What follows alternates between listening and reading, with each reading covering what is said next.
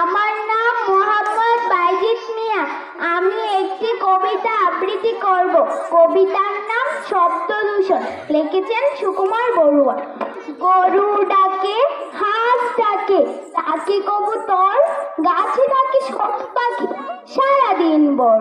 মুরগের ডাক শুনি প্রতিদিন ভোরে, নিশিরাতে কুকুরের দল ডাকে জুড়ে।